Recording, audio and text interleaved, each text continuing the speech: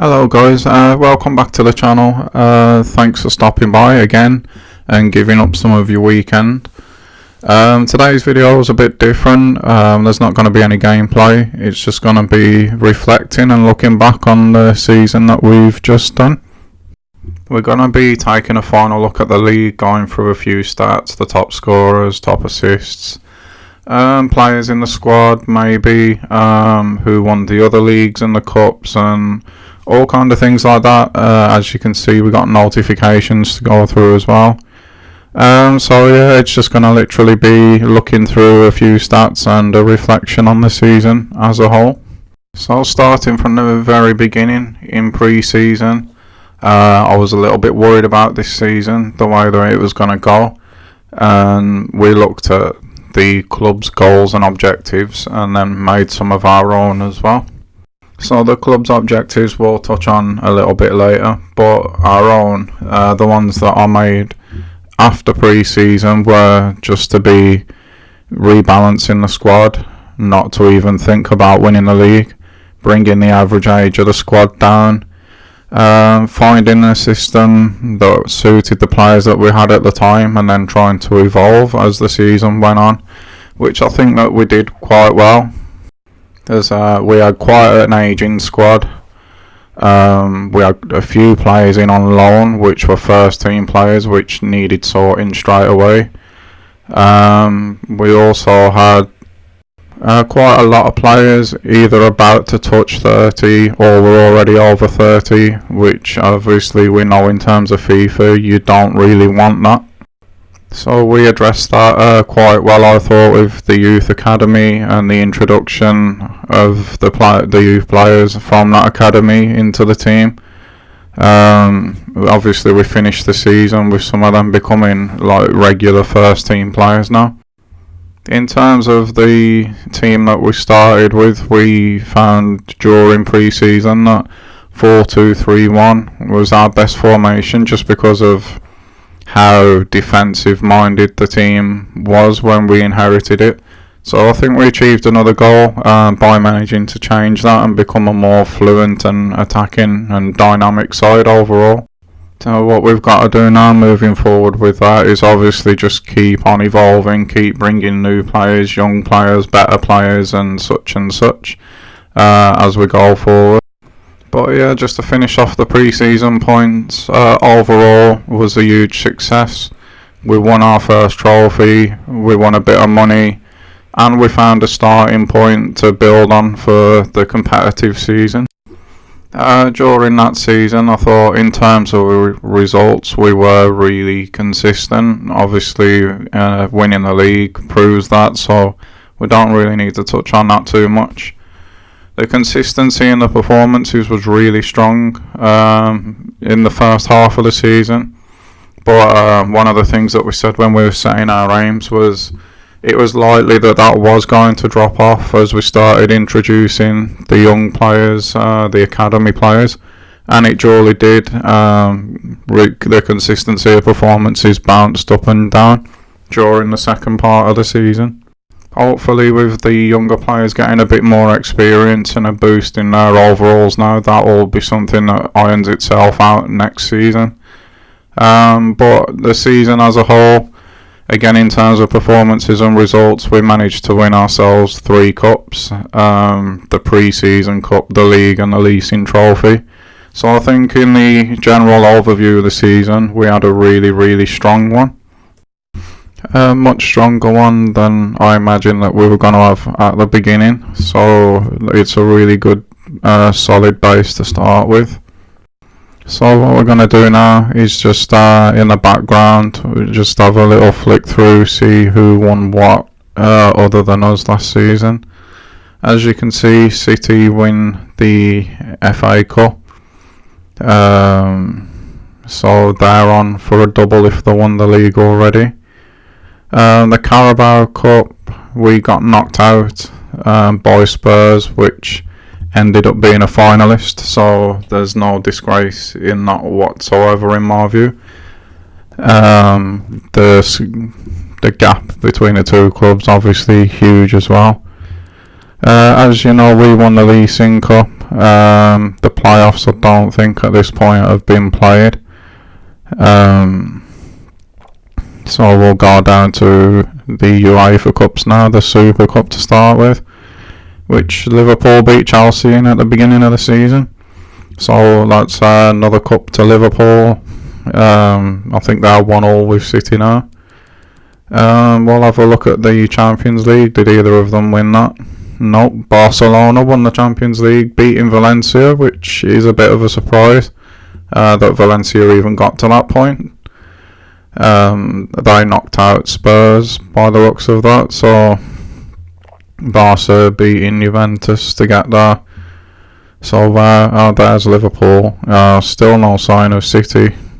They both got knocked out. City out in the round of 16 to Juventus. Liverpool out in the quarterfinals to, was it Barcelona?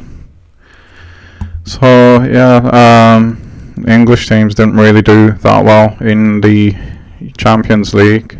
United beaten by Inter in the Europa League final.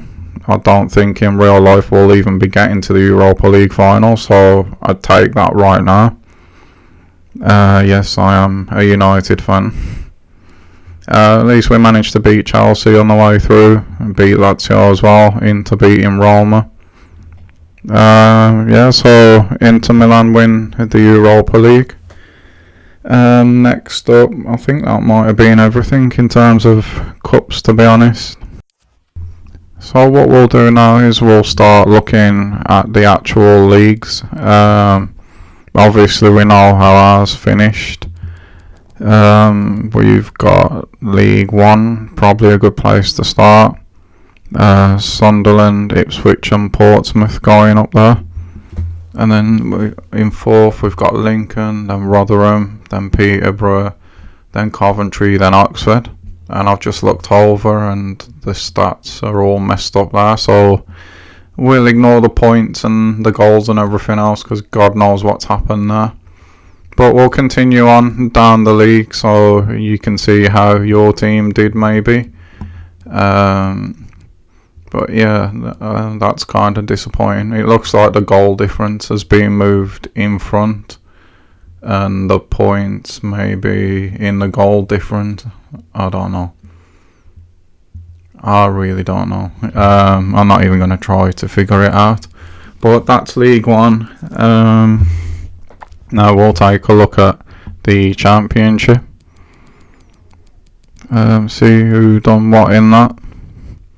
We got Fulham, Middlesbrough and Stoke going up to the Premier League. I know there is playoff games as well, but I can't look at who done what in them. I tried to find it earlier. Coming down, we've got Luton, Barnsley and Charlton.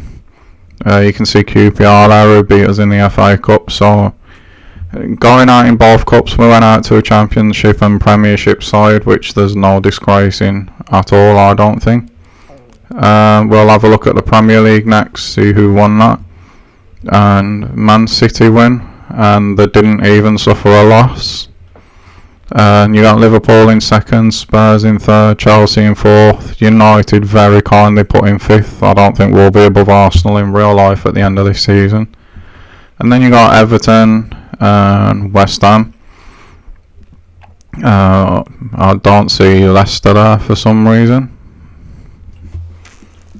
I would have thought that Leicester would have even been above us, but there you go. They're actually in 9th with Wolves in 10th. Watford are 11th, Newcastle in 12th, just above Crystal Palace in 13th. We've got Bournemouth 14th, Burnley 15th, Southampton 16th, Brighton 17th, Villa are the first side down, Norwich have gone down and Sheffield United have gone down. So all of the promoted teams end up going straight back down this season by the looks of that. Which I will take. It's a lot better than if we'd have started straight away and we'd have had like Man City or Liverpool or someone like that stupidly going down. So that's how all of the English leagues finished. We've gone through the cups as well.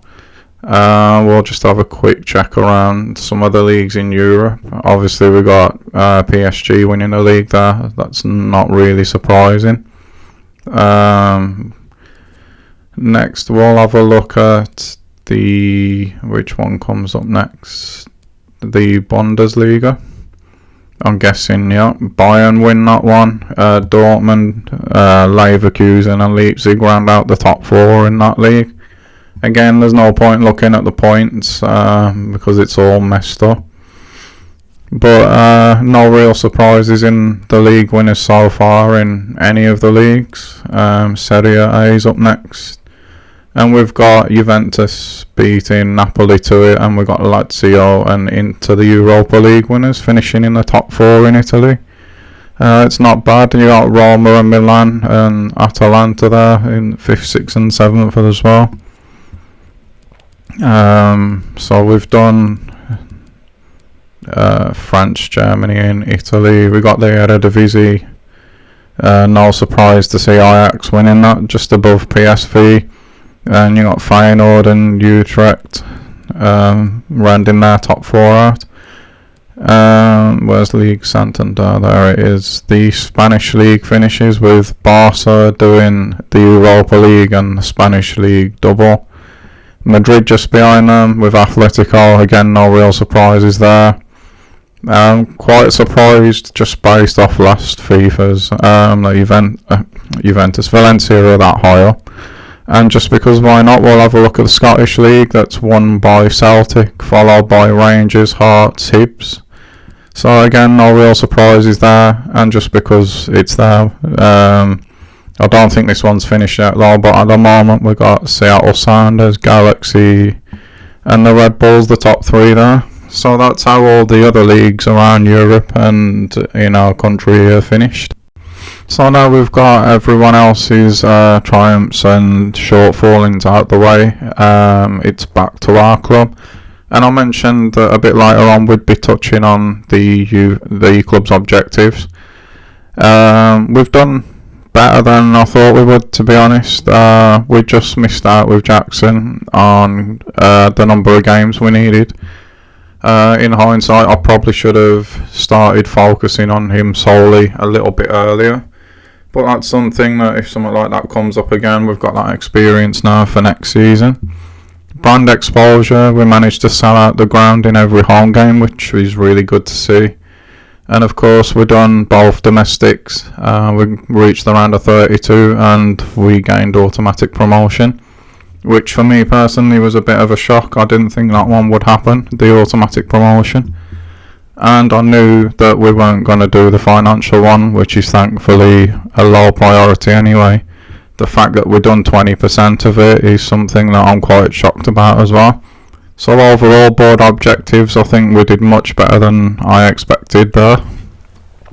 And what we're going to actually do now while we're on this page is use this little tab here that we've not looked at all season. Funnily enough, we could have applied for the Dutch Champions job and jumped straight to the Champions League. I was just having a quick through because this is a page we are going to be using next season.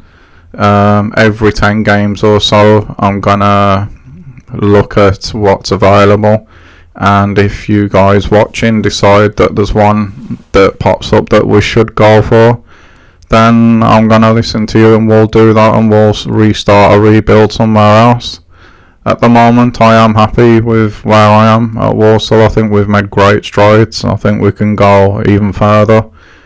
But like I mentioned, I think I mentioned it in one of the videos before, I want you guys to be like one of my agents. And if you think we should move, we'll move. If there's nothing now and we carry on with Warsaw, we carry on with Warsaw. I'm really going to let you guys, in that sort of instance, direct where this series goes. I did open the squad hub and I was going to have a look at the stats for this season, but we're going to go through the top scorers and all that anyway, and I think it makes a bit more sense to look at the squad next season as a preview when we're going to pre-season, because as you guys know,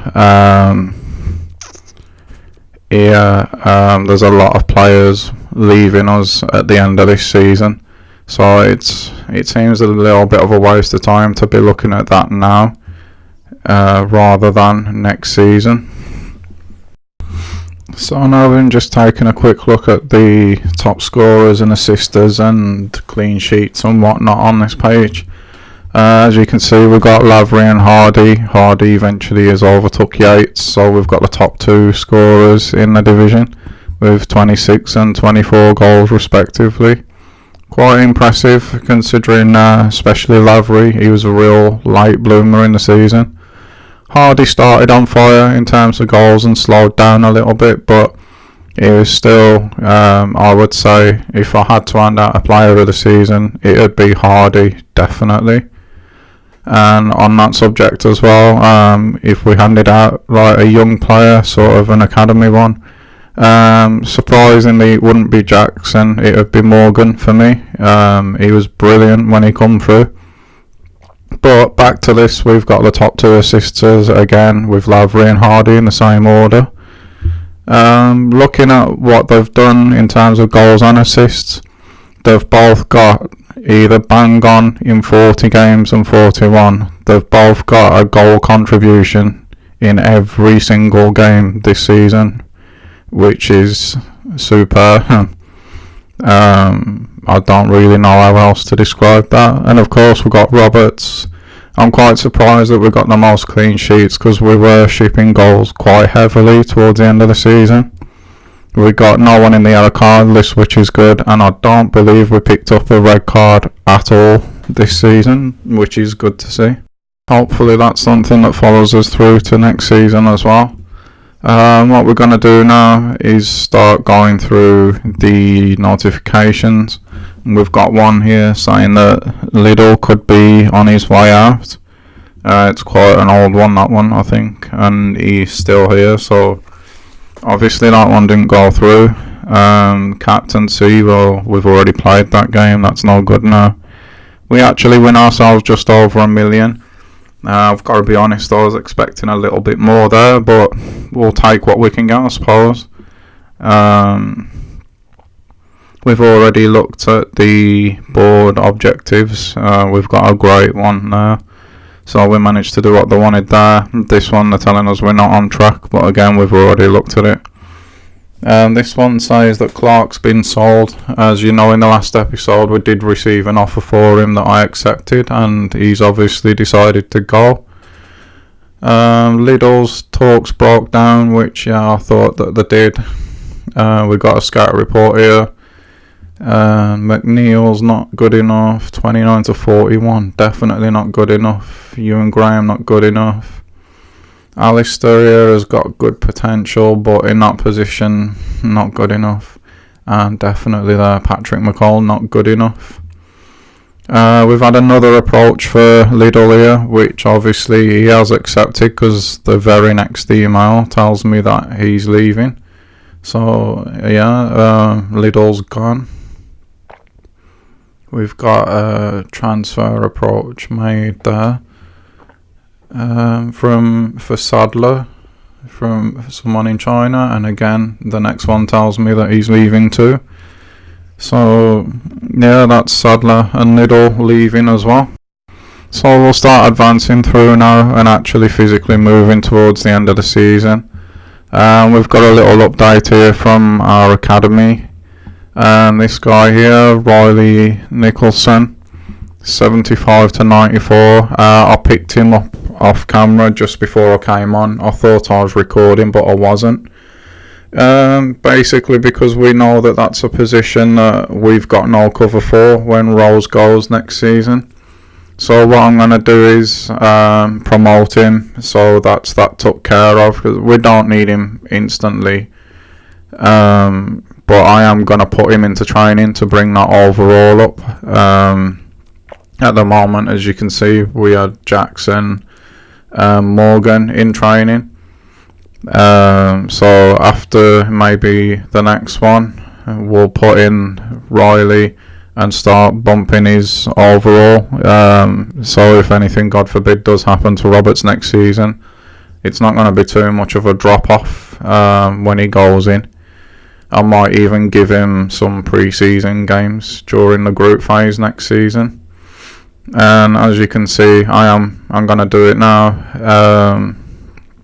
I'm just gonna give him the one-on-one drill. I was gonna give him the 2, but I'm actually gonna leave Jackson in there, as Jackson being a first team player, I'm more gonna want to become a first team player, and that is a good first drill for Nicholson there. When he gets high enough in what he's doing now, then I shall swap his drill out for the other keeping one, his distribution. So we'll do it like that, so Morgan and Jackson don't have to miss out. We're edging towards the end of the season now. We've got an A for Nicholson, and in 2 drills he's gone up in 2 overall, which is what I want to see. Hopefully that can continue. As you can see from our league there, that is our top 6. We've got Colchester and Carlisle coming up with us, and one of either Crawley, Salford, or I think it wouldn't have been them already second. Nicholson has gone up again, so that's 3 drills and 3 overalls for him. Scunthorpe, that's the other one, are in the playoffs, so one of them, or potentially whoever 7th, will come up with us. But that, guys, that is the end of the season. I'd really like to thank you for watching, and if you've watched any of the other videos, thank you for that as well. Before this one finishes, I just want to let you know that I'm going to take a couple of days away from uploading, so I can start preparing things for next season, because I'm happy with what we've done so far in terms of starting out, because it is, if I'm honest, it's an actual battle within myself to even come on the mic and talk. Whenever I think about making a video and having to do that, it still fills me with nerves and anxiety. With any kind of public talking, even though you guys can't see me, it's a real personal battle to do that, so I'm extremely happy that we've managed a full season. But next season I want to move forward, I want to make things sound better, so that's something I'm going to be playing around with. I just want to make little improvements here and there. I want to keep progressing, I want to keep making these videos. And I'm just starting to ramble a little bit now, guys, so I'm going to round this one off here. Again, I want to thank you so much for watching, taking time out of your weekend and your days to watch these videos. Hopefully you'll be back for next season as well.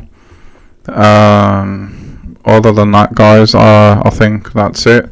So enjoy the rest of your weekend, and I'll see you back for season 2. Bye, guys.